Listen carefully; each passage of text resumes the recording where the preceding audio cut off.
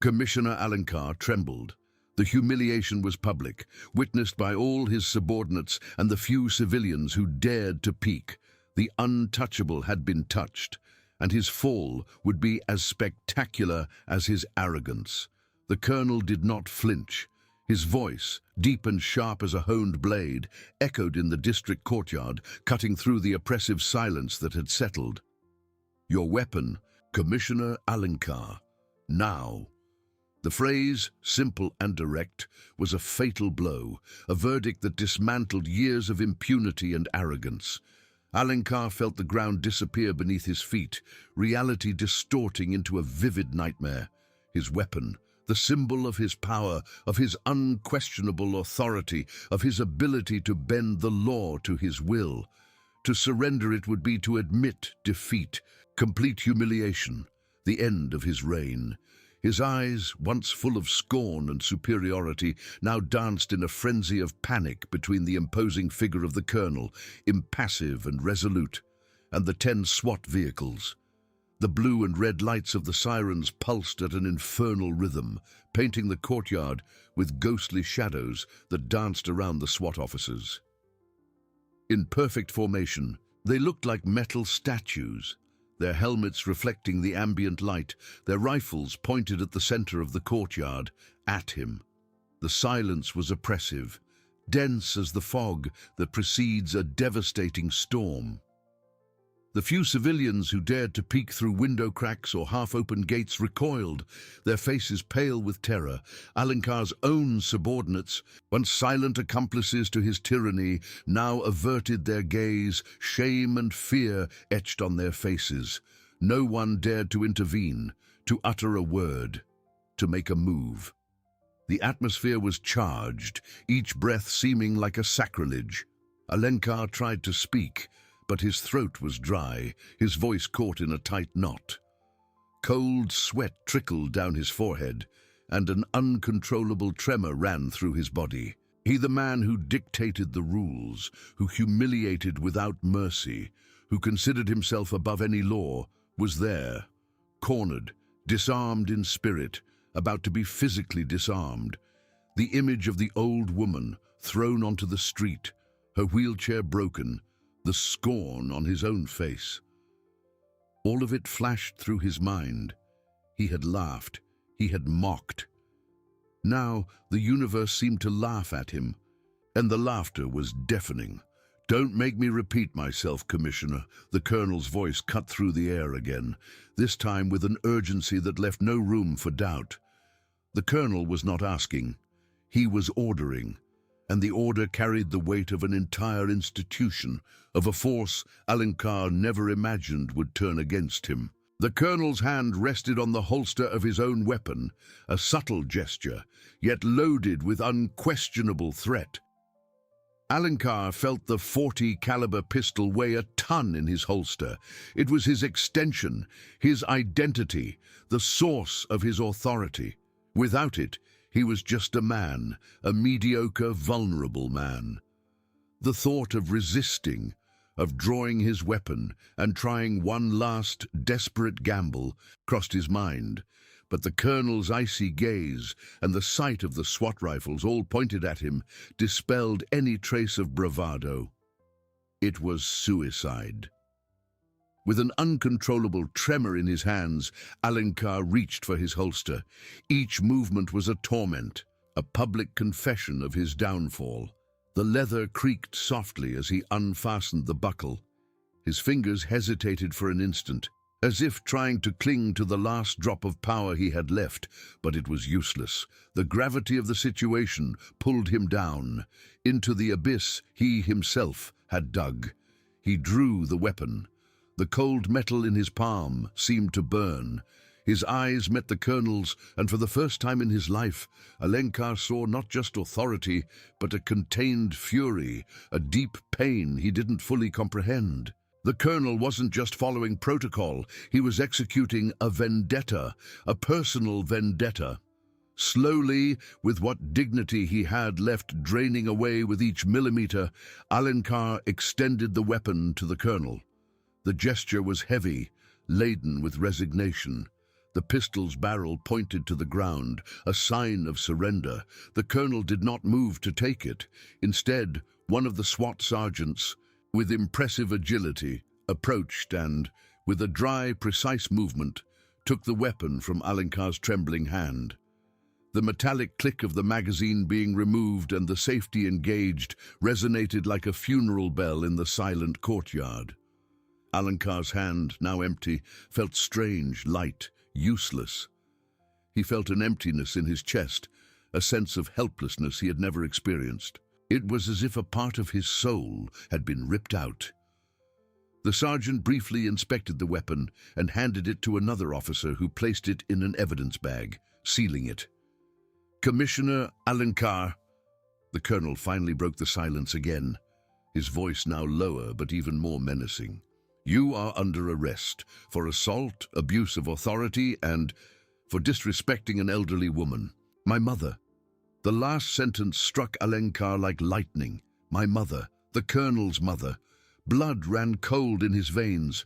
The horror of what he had done, the sheer scale of his stupidity, hit him with full force. It wasn't just any elderly woman.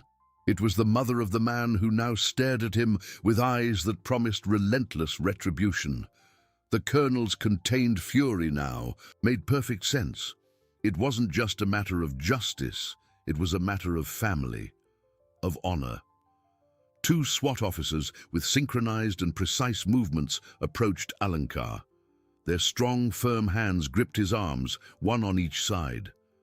Alenkar did not resist. There was nowhere left to run, no way to fight. His arrogance had turned to ashes, his impunity into a cruel illusion. He was just a man who had made the mistake of touching the untouchable, without knowing that the untouchable was, in fact, the root of a much greater power. As he was led to one of the SWAT vehicles, Alenkar cast a last look at the district, at his subordinates who watched him with a mixture of relief and dread. The reign of terror had come to an end, and the fall, he knew, would be long and painful. The old woman, still sitting on the ground, watched everything, her eyes fixed on him, not with hatred, but with a stillness that was, in some way, even more terrifying. She had been the spark, and he, the fuel. The fire now consumed everything. As the two SWAT officers led him away, Alenkar felt the weight of the world collapse onto his shoulders. Each step was a confession, each glance he received a judgment. The air, once heavy with his own arrogance, now seemed thin, making breathing difficult. His mind spun in a whirlwind of images. The old woman on the ground, the shattered wheelchair, his own mocking laughter, and now the impassive face of the colonel, who had transformed from a mere officer into an executor of fate. The phrase, "my mother," echoed in his ears, a macabre mantra that sealed his condemnation. He had touched the untouchable, but the untouchable was, in fact, the root of a force he could never have imagined. The colonel's mother. The irony was cruel, the dimension of his error, colossal. It wasn't just an assault, an abuse of authority, it was a personal affront, a direct attack on the honor of a man who held the power to crush him without mercy. The contained fury he had seen in the colonel's eyes wasn't just for justice, but for a deep pain, an intimate violation that he, Alenkar, had provoked. The SWAT officers, with their precise and impersonal movements, guided him toward one of the armored vehicles, which looked like a metallic monster in the courtyard. The blue and red lights still pulsed, casting ghostly shadows that danced to the rhythm of his own panic. He tried to lift his head, to maintain a last shred of dignity, but his knees trembled, his spine curved under the weight of shame. His subordinates, once loyal or, at the very least, fearful, now watched him with a mixture of relief and silent dread. No one dared to approach, no one even dared to meet his gaze. They were rats abandoning a sinking ship, and Alenkar was the drowning captain. He had built his empire on fear, and now that fear turned against him, a relentless mirror of his own tyranny. The colonel, for his part, did not avert his gaze. He remained in the center of the courtyard, an imposing and unshakable figure, observing the scene with a gravity that transcended mere formality. His eyes, once burning with fury, now displayed a calculating coldness, that of a man who had just completed a part of his mission, but knew that the road ahead was still long and arduous. He felt no triumph, only the bitter satisfaction of justice that had been long in coming. The old woman, still sitting on the cold ground, her broken wheelchair beside her, continued to watch. Her eyes, once tearful with pain and humiliation, now held a terrifying stillness. There was no hatred, no vengeful joy, only the serenity of one who witnesses the inevitable, the fall of a tyrant who believed himself invincible. She was the spark, and he the fuel. The fire now consumed everything, and she was the only one who seemed to understand the depth of that blaze. Alencar was shoved into the back seat of the vehicle. The interior was dark, stuffy, and the smell of metal and sweat seemed to suffocate him. The door closed with a dull thud, sealing him in his new reality. Through the armored window, he saw the outside world distort. The district courtyard, once his domain, now looked like a nightmare scene, with the SWAT officers in formation, their rifles still pointed, and the colonel, an imposing silhouette against the setting sun. The vehicle began to move slowly, sirens still off, but the imposing presence of the SWAT convoy was more than enough to clear the way. Alencar felt a chill run down his spine. He knew he wasn't being taken to a regular cell for a routine interrogation. The colonel was not a man of half measures, and the affront he had suffered was too personal to be handled with usual bureaucracy. He tried to process what had happened, but his mind refused to accept it. Years of impunity, of abuses, of unrestricted power crumbled in a matter of minutes. That kick to the wheelchair, that mocking laugh, had been the fuse of his own destruction. He, who had always controlled the fate of others, was now a mere pawn, at the mercy of a much greater force. The colonel, after watching Alencar's vehicle drive away, finally moved. He walked to his mother, kneeling beside her. The expression on his face softened, fury giving way to a painful tenderness. He embraced her, a gesture of love and protection that brutally contrasted with the scene of violence and humiliation that had just unfolded. The SWAT officers kept their distance, respecting the intimate moment between mother and son. The old woman, in his arms, did not cry. She simply closed her eyes, as if absorbing the warmth of that embrace, the promise that justice, though delayed, had arrived. The colonel then signaled to one of his sergeants, who immediately approached with a stretcher and paramedics. The priority now was his mother's health. As his mother was being taken away, the colonel turned to the sergeant who had collected Alencar's weapon. "Sergeant, I want a forensic team here immediately. Every inch of this courtyard, every corner of the commissioner's office, every document. I want everything turned upside down. Look for any irregularity, any sign of corruption, anything that might link Alencar to other crimes. And I want statements from all police officers present. No one leaves here without speaking." The colonel's voice, though calm, carried the weight of an impending storm. His eyes swept over the district police officers, who were still paralyzed, observing the scene with a mixture of shock and relief.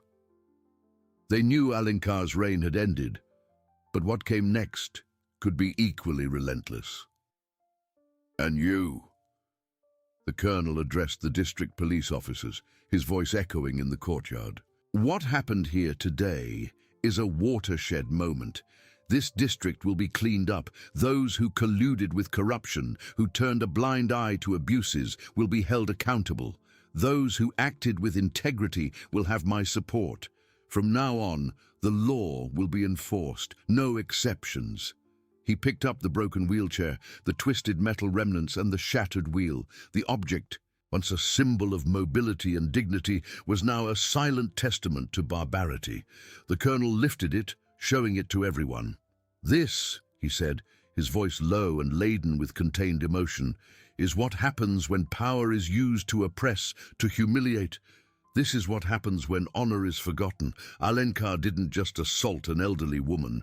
He assaulted the institution he swore to protect. He assaulted the trust of the people. And above all, he assaulted my family." The final declaration was a blow, a reminder that the line between the personal and the professional had been erased. For the colonel, justice for his mother was justice for all. He placed the wheelchair back on the ground, not with anger, but with a somber reverence. "Sergeant," he called again, "I want a complete report on Alencar's conduct prepared. Complaint history, archived reports, everything. And I want the press informed. There's nothing to hide here. Let the people know what happened." The colonel knew Alencar was just the beginning. The system was rotten in many places, and the fall of a corrupt commissioner was just the first step to dismantling a much larger network. The humiliation of his mother had lit a fire, and he would not rest until every ember of corruption was extinguished. The night was still young, and the war against impunity just beginning. The deep hum of the armored vehicle's engine was the only soundtrack to the abyss opening beneath Alencar's feet. Every meter traveled was a step deeper into the darkness, away from the city lights that were now barely distinguishable in the rearview mirror. The smell of metal and sweat, mixed with a hospital disinfectant, seemed to permeate his lungs, making each breath an effort. He tried to cling to any vestige of his former power, but his hands, once firm on the trigger, now trembled, empty, useless. The absence of handcuffs was a cruel formality, a silent reminder that he was already chained by a much more relentless fate. The two SWAT officers in front of him remained motionless, their silhouettes imposing against the dark window glass. There was no scorn in their gazes, only the professional coldness of those who execute orders without question, turning Alencar into cargo, a package to be delivered. The landscape outside, once urban, now transformed into a blur of trees and fields, occasionally punctuated by abandoned industrial warehouses or dark country roads. It was not the way to a central police station, nor to any prison he knew. The colonel was not a man of half measures, and the retribution he knew would not be by the book. The phrase, "my mother," echoed in his mind, a hammer pounding his conscience, breaking down the last defenses of his denial. It wasn't just an elderly woman. It wasn't just a routine incident he could suppress, like so many others. It was the mother of the SWAT commander, the man who now hunted him with the fury of a wounded lion. The irony was a slow poison, corroding his soul. He, the man who considered himself untouchable, had touched the most sacred, the most dangerous. The fire now consumed him from within, not a fire of rage, but of a chilling dread that had settled in his gut. The vehicle finally slowed, turning sharply onto a dark dirt road, flanked by tall trees that seemed to swallow the faint moonlight. The sound of tires on asphalt gave way to the crunch of packed earth, and the car jolted, entering an even more isolated area. Alencar felt his heart race. Where were they taking him? The question hung in his mind, laden with growing terror. The punishment that awaited him was far worse than a common cell. It was a personal retribution, perhaps even extra-legal, orchestrated by a man whose family honor had just been trampled. His eyes swept over the district police officers, who were still paralyzed, observing the scene with a mixture of shock and relief. They knew Alencar's reign had ended, but what came next could be equally relentless. "And you?" The colonel addressed the district police officers, his voice echoing in the courtyard. "What happened here today is a watershed moment. This district will be cleaned up. Those who colluded with corruption, who turned a blind eye to abuses, will be held accountable. Those who acted with integrity will have my support. From now on, the law will be enforced. No exceptions." News of Commissioner Alenkar's arrest, taken by a SWAT convoy under the colonel's direct orders, began to spread like wildfire. In the dark alleys and luxurious offices where corruption thrived, telephones began to ring. Whispers of panic and disbelief echoed. Alenkar was a key piece, a link in a much larger chain, and his sudden public and humiliating fall was a tremor that threatened to destabilize the entire structure. The colonel knew Alenkar was just the beginning. The system was rotten in many places, and the fall of a corrupt commissioner was just the first step to dismantling a much larger network. The humiliation of his mother had lit a fire, and he would not rest until every ember of corruption was extinguished. The night was still young, and the war against impunity just beginning. The armored vehicle cut through the darkness, and for Alenkar, each jolt on the dirt road was a physical reminder of his fall.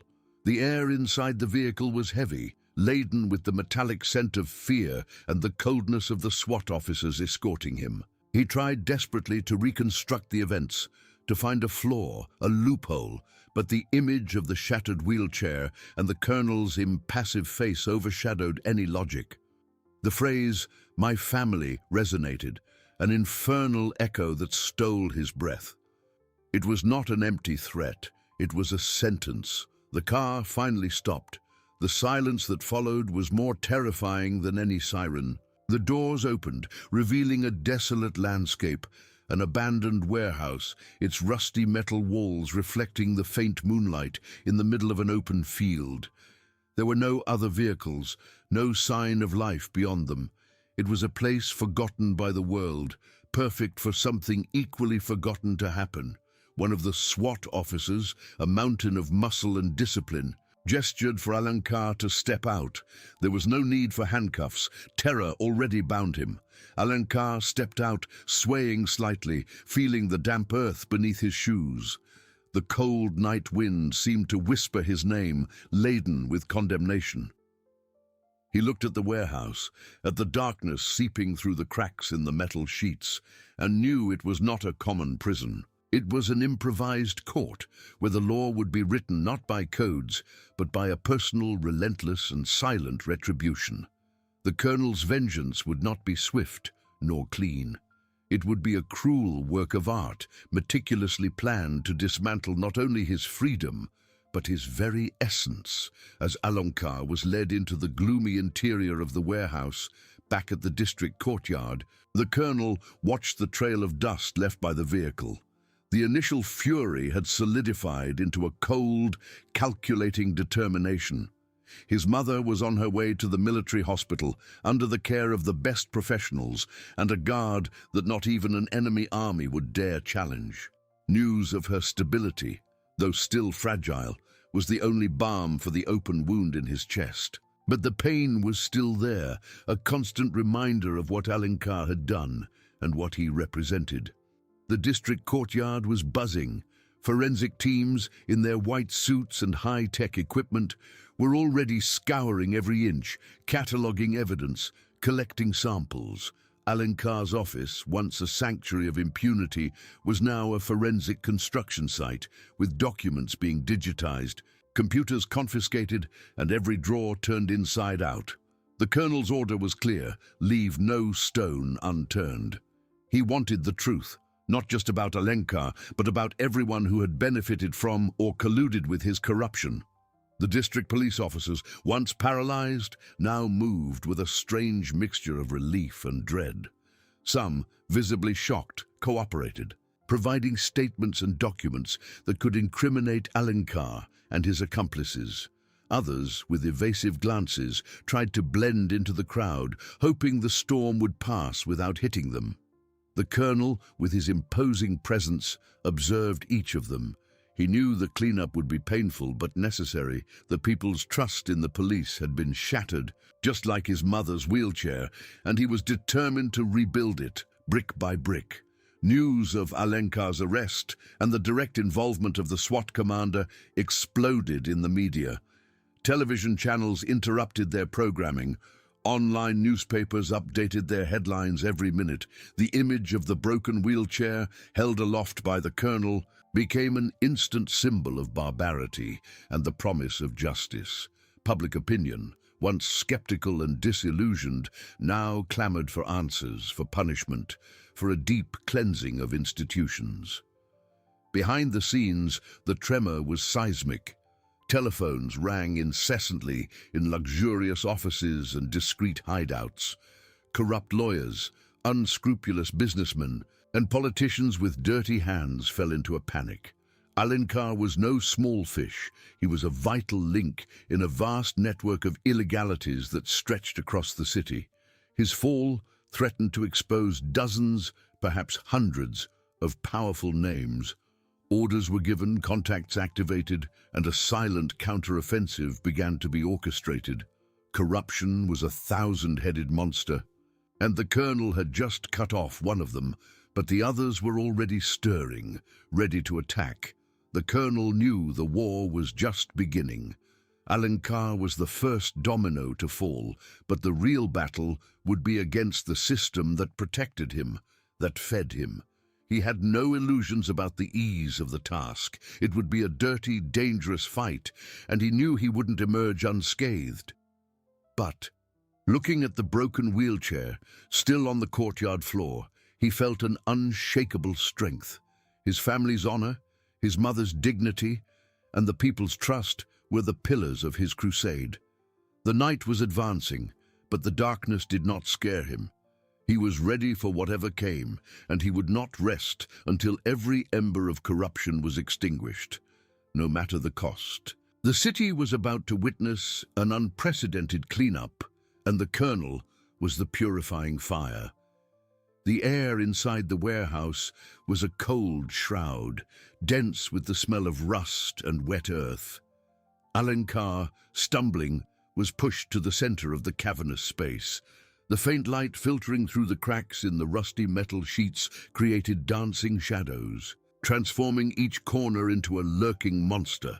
The SWAT officer, a silent giant, closed the door with a metallic thud that echoed like a gunshot, sealing the commissioner's fate. There were no chairs, no tables, just the packed dirt floor.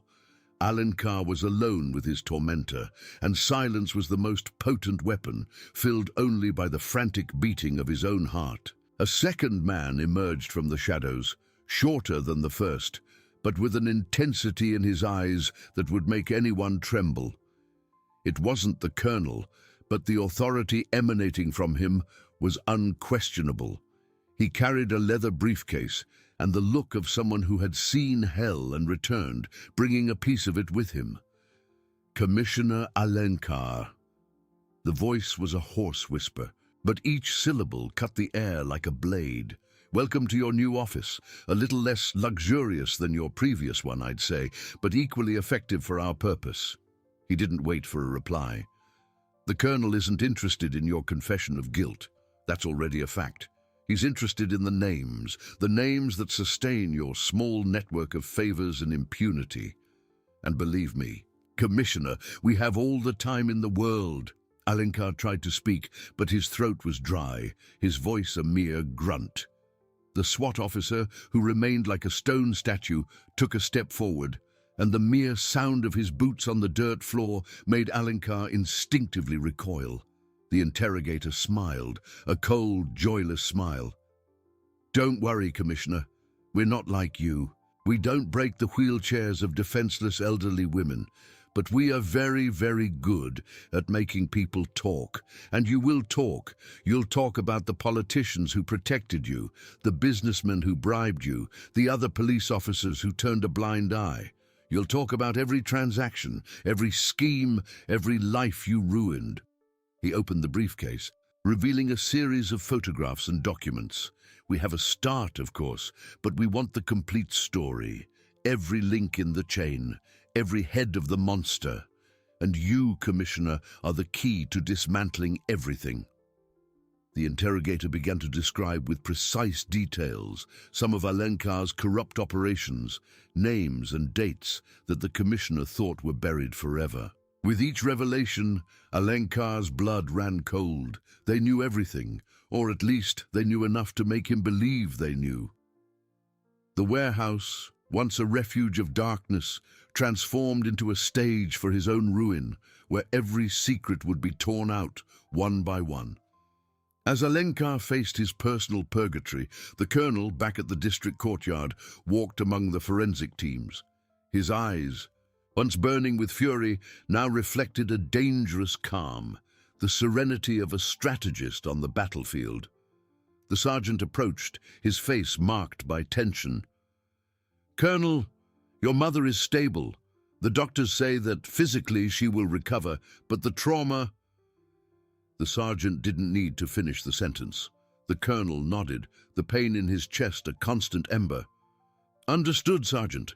Keep the guard reinforced, and keep me informed of any developments, no matter how small."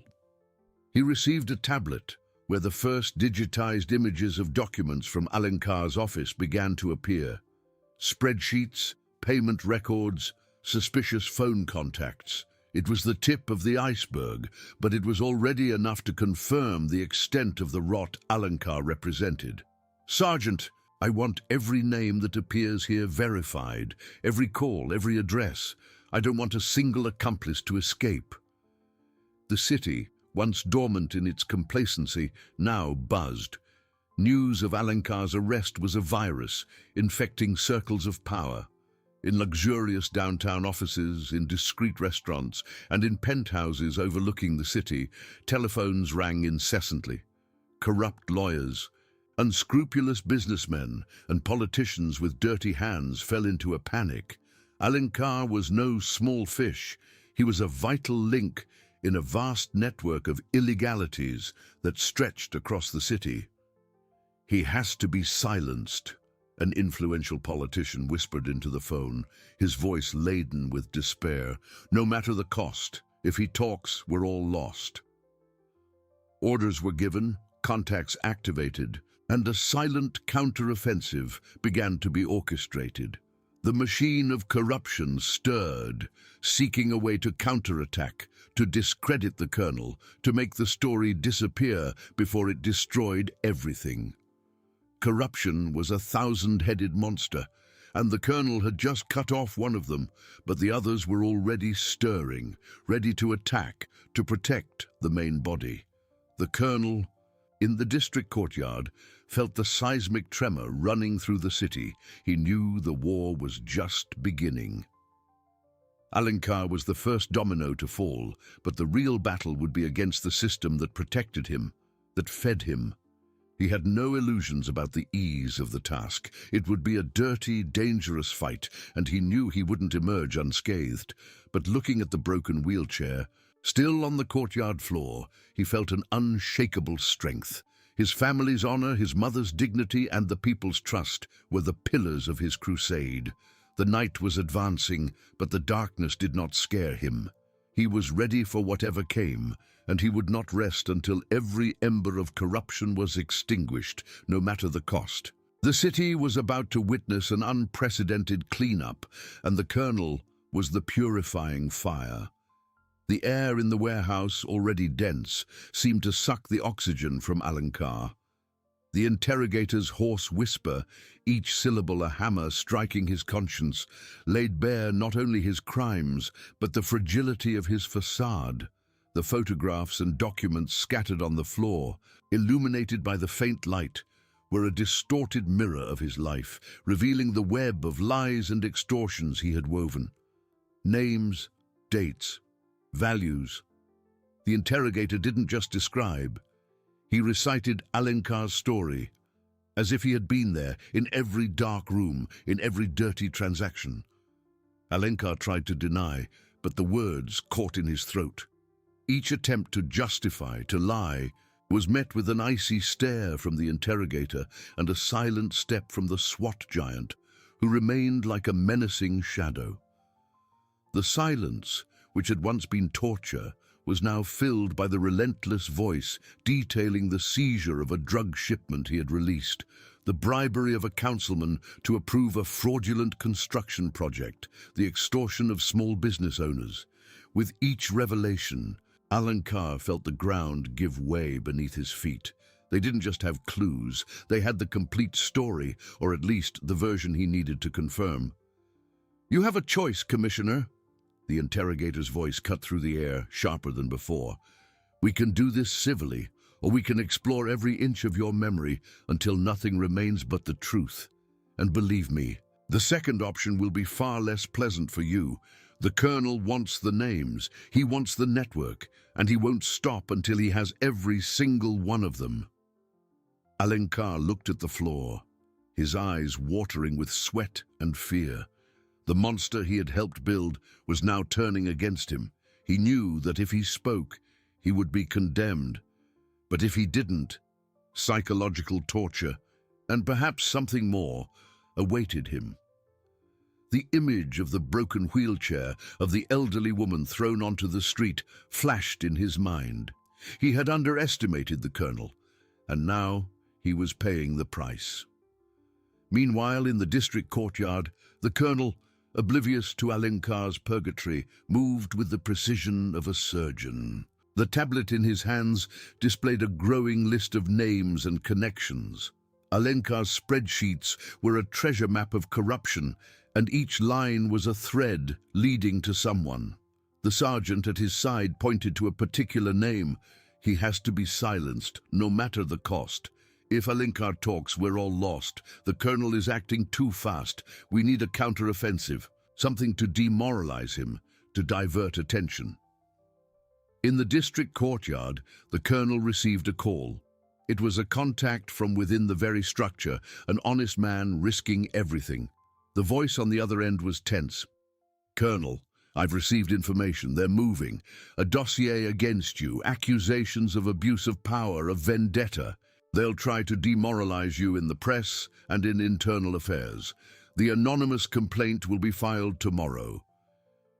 The Colonel listened in silence, his eyes fixed on the broken wheelchair. A bitter smile appeared on his lips. He knew. He expected it. "Understood. Thank you for the information. Keep me updated." He hung up the phone. The weight of the approaching war was immense. He knew the battle would be dirty, dangerous, and that attacks would come from all sides. But, looking at the broken wheelchair, still on the ground, a symbol of barbarity and his unshakable determination, he felt a strength that overcame any fear. His family's honor, his mother's dignity, and the people's trust were the pillars of his crusade. He was ready for whatever came, and he would not rest until every ember of corruption was extinguished, no matter the cost. The city was about to witness an unprecedented cleanup, and the Colonel was the purifying fire, ready to consume everything in his path. Dawn was approaching, and with it the certainty that the war was about to escalate to a new and dangerous level. Dawn arrived, not with the promise of a new day, but with the certainty that the war had, in fact, escalated. The Colonel in the district courtyard watched the first rays of sun paint the sky a pale orange. But his thoughts were immersed in the darkness of the battle that was beginning. The information about the dossier and the imminent demoralization campaign did not surprise him. He had anticipated the reaction of the wounded monster. Corruption would not die without a fight, and its fight would be dirty, cowardly, as it had always been. Inside the warehouse, Alencar's torrent of information continued. The commissioner, now an empty shell of his former power, spilled names and dates, revealing an intricate network that extended far beyond what the Colonel had imagined. He spoke of bribes paid to councilmen for the approval of specific bills, of rigged bids for shell companies, and of a protection scheme for illegal casinos that generated millions. Each word was a brick removed from the wall of impunity, but also a confession of his own complicity. Dr. Mendez. He wasn't just the lawyer, Alencar whispered, his voice now a thin thread. He was the mastermind behind a lot of it. He had access to privileged information, knew how to manipulate the system. He met with a judge, Dr. Carvalho, always in discreet places. The judge was the guarantee that our cases would never advance, that complaints would be shelved. The interrogator, impassive, noted every detail. The name of Judge Carvalho added a new and dangerous dimension to the investigation. Corruption had infiltrated the highest echelons, and the colonel knew that attacking a member of the judiciary would be an extremely high-risk maneuver, requiring irrefutable proof and an impeccable strategy. In the courtyard, the colonel was already in motion. The call he had received the previous night had activated a contingency plan. He summoned his most loyal team, the few he blindly trusted. "They will attack us in the media and in internal affairs," he declared, his voice calm but laden with authority. "They will try to demoralize us, say it's a personal vendetta, that I'm using my mother's tragedy for a witch hunt. We won't give them that narrative. Sergeant, I want you to prepare a press release. We won't wait for them to attack us. We'll be proactive. We'll expose the truth about Alenkar's arrest, about the irrefutable evidence we have against him. We'll show the broken wheelchair, the barbarity he committed. We'll make it clear that this is not a vendetta, but a crusade against the corruption plaguing our city." The sergeant nodded, already grabbing his tablet. "And internal affairs, Colonel?" "For internal affairs, we will prepare a detailed report of every step of our operation, every warrant, every statement. We will be transparent. And I want our contact inside to keep us informed of their every move. If they try to investigate us, let them find only the truth." As the colonel plotted his counterattack strategy, Dr. Almeida, in his luxurious office, already saw the first fruits of his offensive. His computer screen displayed headlines from online newspapers and news portals, all echoing the exclusive his team had leaked. "Colonel uses personal tragedy for political witch hunt. Abuse of power. Police commander arrests commissioner for trivial reason. Internal affairs investigates colonel's conduct after anonymous complaint." The narrative was being shaped. The colonel's image, once a hero, began to be stained by the ink of slander. Comments on social media exploded, dividing public opinion. Some defended the colonel. Others accused him of authoritarianism and of using his mother's pain for political ends. The poison of doubt spread rapidly, corroding trust. "Excellent," Dr. Almeida murmured, a satisfied smile on his lips. "Public opinion is confused. That's what we need. Now let's pressure internal affairs. I want the complaint filed and the investigation to begin immediately. We can't give the colonel time to reorganize." But the colonel had already reorganized. In an improvised meeting room at the district, he reviewed the press release. The photos of the wheelchair, of the elderly woman being rescued, were shocking. Beside them, excerpts from Alenkar's testimony, though without specific names, spoke of a network of corruption that had infiltrated all spheres of power. "Release this in an hour," the colonel ordered, "and prepare the team for the search and seizure at Dr. Mendez's office. We won't wait. We'll attack on all fronts." The war was no longer just behind the scenes. It had exploded in public. The colonel knew that credibility was the first casualty in any conflict, and he would not allow his to be sacrificed. He was ready to expose the truth, however harsh, and to face the storm of lies that was descending upon him. His mother's honor would not just be the cause of his fury, but the shield against the poisoned arrows of his enemies. The city, divided and confused, would witness an unprecedented clash, where truth and lies would fight for every inch of ground. The colonel, the purifying fire, was about to become an uncontrollable blaze. The night was advancing, but the day that was dawning promised to be even hotter. The day had, in fact, dawned hotter. In Dr. Ricardo Mendez's luxurious office, the temperature rose with each minute, not from the sun streaming through the mirrored windows, but from the heat of the tension hanging in the air. The smell of old paper, expensive ink, and the essence of a once unshakable power now mixed with the cold sweat trickling down the lawyer's forehead. His eyes, once full of calculating arrogance, were wide, fixed on every movement of the colonel's agents, who scoured his sanctuary with relentless methodology. Cabinets were opened, drawers emptied, and the silence was broken only by the rustling of documents and the clicking of forensic experts' keyboards. Mendez, his voice choked, tried to argue, "This is an affront, a violation of my rights. I am a lawyer. I have prerogatives." But the colonel, standing in the center of the room, was a statue of determination, his words cutting the air like blades. "Doctor, the law protects the innocent, not those who manipulate it, and you are far beyond a simple defender." Suddenly, one of the sergeants, who was examining an apparently innocuous bookshelf, made a discovery. Behind a collection of legal codes, there was a false panel. With white gloves, he opened it, revealing a small built-in safe. The sound of metal opening echoed in the office, and what was found inside silenced even Mendez's last objections. Not piles of money, but a series of encrypted flash drives and a small leather-bound notebook with meticulous and coded annotations. "Colonel," the sergeant called, his voice laden with contained excitement, "I think we have something here." The colonel approached, his expression unshakable.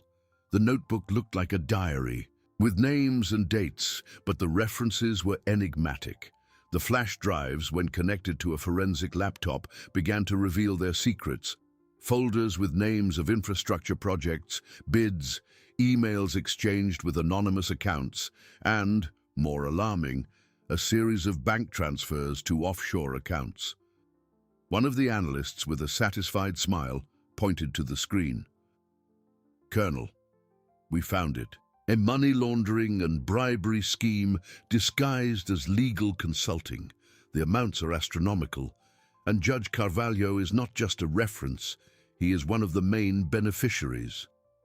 The mention of Judge Carvalho made Mendez's blood run cold. He tried to stammer, I don't know what you're talking about. They're just client notes, common names." But it was too late. The intelligence team was already deciphering the codes, tracing the connections. Mendez's fortress of legality and impunity crumbled piece by piece, exposing the rot hidden beneath the surface. As the scene unfolded in Mendez's office, news of the search and seizure reached Dr. Almeida like lightning. His phone rang incessantly. The voice on the other end, once cold and calculating, was now pure panic. "Doctor, it's a disaster. They're in Mendez's office. They found everything. The flash drives, the notebook. Judge Carvalho's name is there." Almeida felt the ground disappear beneath his feet. "What? What do you mean, everything?" Mendez was supposed to be the most careful. He guaranteed there were no traces. He slammed his fist on the table, rage and despair mixing. "Damn the colonel. He's playing dirty. He has no limits. He's going to drag us all to hell with him." The caller's voice continued, now with a tone of desperate urgency. "He underestimated the colonel, Doctor, and his team is relentless. They're already leaking information to the press, the new headlines. Colonel uncovers web of corruption involving lawyer and judge. No, the narrative has completely turned against us. We need to act, Doctor. Internal affairs. They need to stop this operation. Allege abuse of power, violation of rights, anything, before he gets to Judge Carvalho. If the judge falls, we all fall." Almeida, his face contorted in fury, knew the net was closing in. The colonel's strategy of being proactive and exposing the truth was working with brutal effectiveness. Back at the district, the colonel reviewed the newly acquired evidence. Satisfaction was palpable, but mixed with an even greater sense of urgency. He knew that the discovery of Judge Carvalho's involvement raised the level of the war to an unprecedented scale. It was no longer just a corrupt commissioner and a lawyer. It was the judicial system, the very foundation of justice, that was under attack. His mother's honor was no longer just the cause of his fury, but the shield against the poisoned arrows of his enemies and the banner of a crusade that now reached the highest echelons. "Sergeant," he called, his voice firm and decisive, "prepare the team. The next step is Judge Carvalho. We cannot give him time to destroy evidence or flee. I want an arrest warrant and a search and seizure warrant for his residence and office, and I want the press notified after the operation. This time, we will completely surprise them." He knew Internal Affairs would be on his heels, that Almeida and his allies would be desperate to stop him, but justice for the city, the memory of his mother, were fuels that would not run out. "And the press release about Mendez?" asked the sergeant. "Release it immediately," the colonel ordered, "with photos of the evidence. Let the city see the rot that was hidden under the cloak of respectability, and prepare a complete dossier for the prosecutor's office. We won't just arrest, we will dismantle." The colonel felt the weight of responsibility, but also the unshakable strength of his conviction. The storm was just beginning, but he was ready to be the lightning that would purify the darkness. The night, which once seemed cold and uncertain, now burned with the promise of a new dawn, forged in the fire of truth. The city, divided and confused, would witness an unprecedented clash, where truth and lies would fight for every inch of ground. The colonel, the purifying fire, was about to become an uncontrollable blaze. News of Ricardo Mendez's fall didn't just reverberate. It exploded like a bomb in the underworld of corruption, and its shrapnel hit Dr. Almeida squarely. His office, once a sanctuary of power and influence, transformed into a bunker of despair. The telephone, an instrument of command, was now a harbinger of calamity, vibrating incessantly with panicked voices. "They're acting too fast, Doctor. The colonel isn't following protocol. He's going to expose us all." The voice on the other end of the line was almost a lament, the mask of coldness and calculation undone by the rawness of reality. Almeida, his face pale and his fists clenched, felt cold sweat trickle down his temples. With each new piece of information, the web he and his allies had so carefully woven seemed to unravel in his hands. Internal Affairs. Where is Internal Affairs? They should have stopped this charade, accused him of abuse of power, of political persecution. But the colonel, he knew, was a step ahead. While Almeida tried to mobilize bureaucracy to stem the avalanche, the colonel was already on to the next move. The city, once apathetic, now buzzed with headlines. Photos of the evidence seized from Mendez's office, the flash drives, the coded notebook, everything was plastered on the front pages of newspapers and dominated the news. The narrative, once controlled by the powerful, was brutally turning against them. At the district, the colonel watched the computer screens, where analysts were unraveling the last secrets of Mendez's notebook. Every name, every date, every value was a piece in the puzzle of corruption. The mention of Judge Carvalho was no longer a suspicion.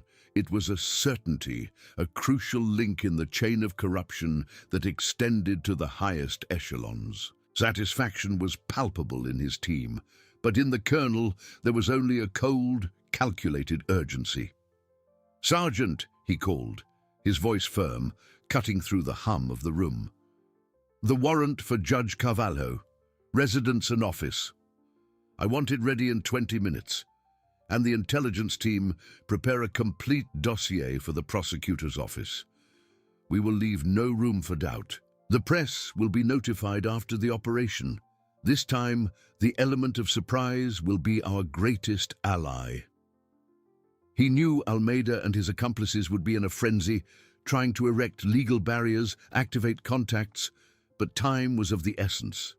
Justice, to be effective, needed to be relentless. The memory of his mother, the image of the broken wheelchair, the scorn of the corrupt commissioner, all of it was the fuel that fed his purifying fire.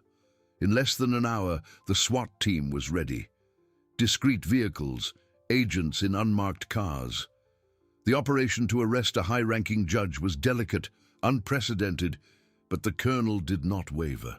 He led the convoy, his eyes fixed on the road, determination etched on every line of his face. Judge Cavallo's residence was an imposing mansion in an upscale neighborhood, surrounded by high walls and wrought iron gates. The lights were on, and the judge's silhouette could be seen through the living room curtains. He was on the phone, probably receiving the latest news about Mendez's fall, unaware that his own siege was already set. "Judge Carvalho," the colonel declared into the intercom, his voice echoing in the silent night. "We have an arrest warrant and a search and seizure warrant. Open the gate immediately." There was silence on the other side, followed by an incredulous laugh. "This is a bad joke, Colonel. You have no jurisdiction here. I am a judge. This is an affront to the judiciary." "Your affront is to justice, Doctor," the colonel retorted, his patience wearing thin. He gave a signal, and the breaching team, with specialized equipment, prepared to act. The sound of metal twisting echoed in the night, and in seconds the gate gave way. The team stormed the property, surrounded the house. Judge Carvalho, a corpulent middle-aged man, appeared at the door, wearing a silk robe, the phone still in his hand, his face contorted in fury. "You'll regret this. I'll end all your careers. This is a coup against the rule of law." The colonel did not flinch. "The rule of law, Judge, is not a shield for corruption. It is a sword for those who fight it." He made a gesture, and two sergeants approached. "Judge Carvalho, you are under arrest." The search of the residence was as meticulous as that of Mendez's office. In the judge's private study, behind a bookshelf of jurisprudence books, the intelligence team found a secret compartment. Inside, not only cash, but a second notebook, identical to Mendez's, but with even more detailed annotations.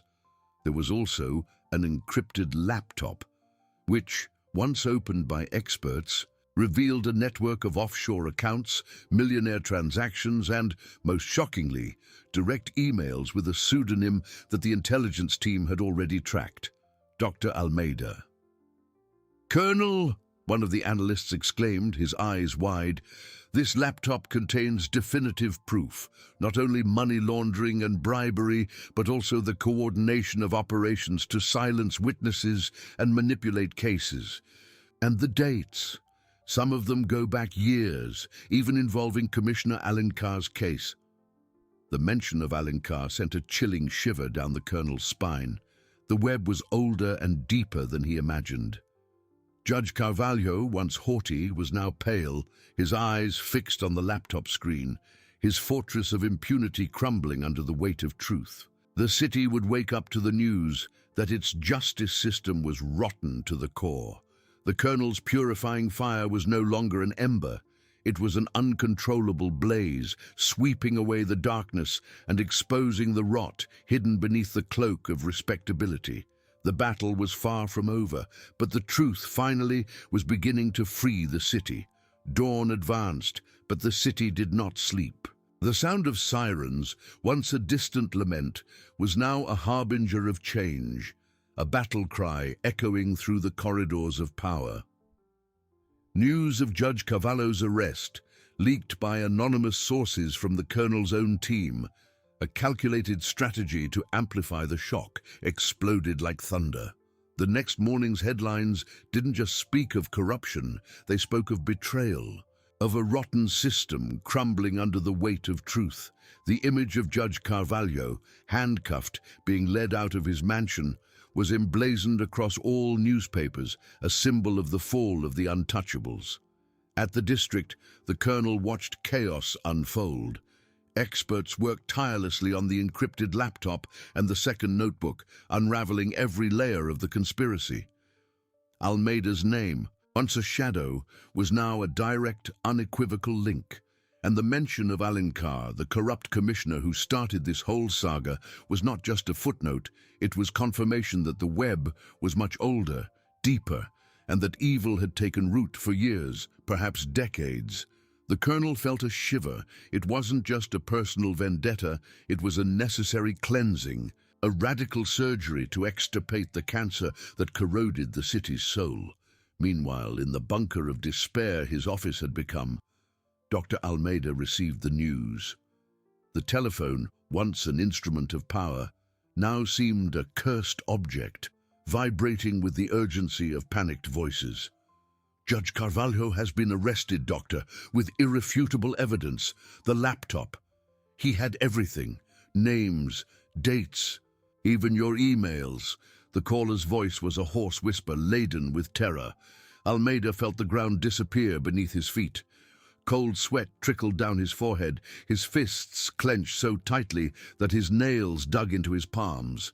The mask of coldness and calculation, which he had worn his entire life, finally shattered. "Internal affairs. Where is internal affairs?" he roared, his voice an animalistic growl. They should have acted. They should have stopped this madness, accused him of abuse of power, of political persecution. This is a coup disguised as justice. But he knew deep in his soul that it was too late. The colonel wasn't playing by the rules. He was rewriting them with fire and fury. Internal affairs, which Almeida had hoped would be his shield, now found itself in an impossible position. How could they defend a judge caught with such compelling evidence, and a lawyer directly implicated? The weight of public opinion, fueled by the colonel's revelations, was overwhelming. The city, once apathetic, now buzzed with indignation. Photos of the seized evidence, details of transactions, coordination to silence witnesses. Everything was exposed. The narrative, once controlled by the powerful, was brutally turning against them. The colonel didn't just arrest. He stripped bare, he humiliated, he exposed the rot for all to see. At the district, the colonel did not celebrate. There was only a cold, calculated urgency in his eyes. The mention of Alencar, the link to the past, deepened his conviction. That commissioner, who had mocked his mother, who had broken her wheelchair, was just a cog in a much larger, much older machine. Personal vengeance had transformed into a crusade for justice. In less than an hour, the convoy of vehicles, this time undisguised, with sirens blaring and lights flashing, cut through the night toward the luxury building where Almeida had his office and residence. The press, alerted, was already gathering in the streets, cameras and microphones ready to record the next chapter in the fall of the powerful. The colonel led the convoy, his eyes fixed on the road, determination etched on every line of his face. The storm was just beginning, but he was ready to be the lightning that would purify the darkness. The night, which had once seemed cold and uncertain, now burned with the promise of a new dawn, forged in the fire of truth. The city, divided and confused, would witness an unprecedented clash, where truth and lies would fight for every inch of ground. The colonel, the purifying fire, was about to become an uncontrollable blaze. The night, which had once seemed cold and uncertain, now burned with the promise of a new dawn, forged in the fire of truth. The city, divided and confused, would witness an unprecedented clash, where truth and lies would fight for every inch of ground. The colonel, the purifying fire, was about to become an uncontrollable blaze. The convoy of vehicles, this time undisguised, with sirens blaring and lights flashing, tore through the pre-dawn darkness. It was no longer a covert operation, it was a declaration. Each siren was a battle cry, each light a beacon exposing the rot. The press, alerted, was already gathering in the streets, leading to the imposing luxury building where Dr. Almeida had his office and residence. Reporters jostled, cameras flashed, microphones were extended into the void, eager to capture the next chapter in the fall of the powerful. The air was charged with anticipation, a mixture of indignation and hope. Inside the bunker of despair his office had become, Dr. Almeida watched the scene unfold through the window. the blue and red lights of the sirens painting his pale face with a ghostly glow. The telephone, once an instrument of power, now lay useless on his desk, his last attempts to contact internal affairs and other allies having failed miserably. No one wanted to be associated with a sinking ship. Cold sweat trickled down his forehead, his fists clenched so tightly that his nails dug into his palms. But he felt no physical pain, only the agony of imminent defeat. The mask of coldness and calculation which he had worn his entire life finally shattered, revealing a terrified, cornered man. Impossible. This is absurd. Political persecution. He muttered to himself, his voice a hoarse thread, a pathetic echo of his former authority, but he knew deep in his soul that it wasn't politics, it was justice. It was the Colonel. He had underestimated the fury of a son, the determination of a man who had seen his mother humiliated. The sound of megaphones echoed through the streets, amplified by the building's walls. Dr. Almeida, this is the military police. We have an arrest warrant and a search and seizure warrant. Open the door immediately. The colonel's voice, calm and firm, was like a hammer striking the last wall of Almeida's fortress. There was no response. The colonel gave a signal. The breaching team, now with the experience of 2 successful operations, acted with surgical precision. The sound of the battering ram against the armored door of Almeida's apartment was a dry, decisive thud. In seconds, the door gave way, revealing the luxurious, but now disordered, interior of the office. Almeida was there, standing in the center of the room, surrounded by scattered papers and empty whiskey bottles. His eyes, once shrewd and full of malice, were now empty, fixed on the colonel who entered, flanked by his team. The air seemed thin, heavy with the tension of years of impunity finally coming to an end. "Dr. Almeida," the colonel began, his voice devoid of emotion, "you are under arrest for money laundering, active and passive corruption, obstruction of justice, and conspiracy." He made a gesture, and 2 sergeants approached to handcuff the lawyer. Almeida did not physically resist, but his mind still tried to cling to any vestige of power. "This is an outrage. I'm going to prosecute all of you. You don't know who you're dealing with." The colonel approached, his eyes fixed on Almeida's. "I know exactly who I'm dealing with, Doctor. With the man who manipulated justice for years. The man who protected and covered up the corruption of people like Commissioner Alencar." The mention of Alencar hit Almeida like an electric shock.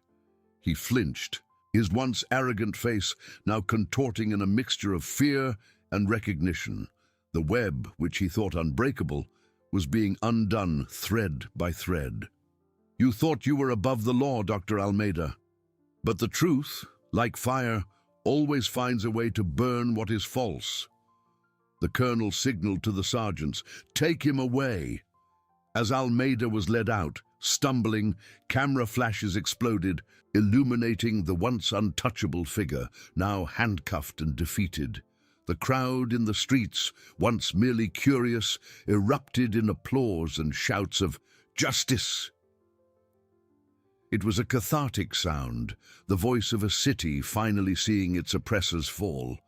Inside the office, the intelligence team was already at work, seizing computers, documents, and cell phones. The search would reveal not only the extent of Almeida's network, but also definitive proof of his coordination with Alencar, Mendez, and Carvalho. Judge Carvalho's encrypted laptop had been the key, and Mendez's notebook, the map. Almeida was the mastermind behind it all, the architect of impunity. The colonel observed the controlled chaos, the machine of justice finally functioning as it should. The image of his mother, the broken wheelchair, the scorn of the corrupt commissioner, all of it had been the catalyst. Personal vengeance had transformed into a crusade, and this crusade had exposed a rot far greater than he had imagined. Dawn advanced, but the city would not sleep. News of Almeida's arrest would spread like wildfire, igniting hope and indignation. The prosecutor's office, armed with a complete and irrefutable dossier, would act with the full force of the law. Internal affairs, which had once been the shield of the corrupt, would now be forced to reform or fall. The colonel felt a deep weariness, but also a chilling satisfaction. The battle was far from over. The cleanup would take time. The rebuilding of trust would be a painful process. But the first and most important step had been taken. The city, once suffocated by the darkness of corruption, now breathed purer air. The purifying fire had swept away the rot, and on the horizon, a new dawn, more just and transparent, began to emerge. Justice, to be effective, needed to be relentless, and the colonel had been the personification of that relentlessness. He had kept his promise, not only to his mother, but to the soul of the city.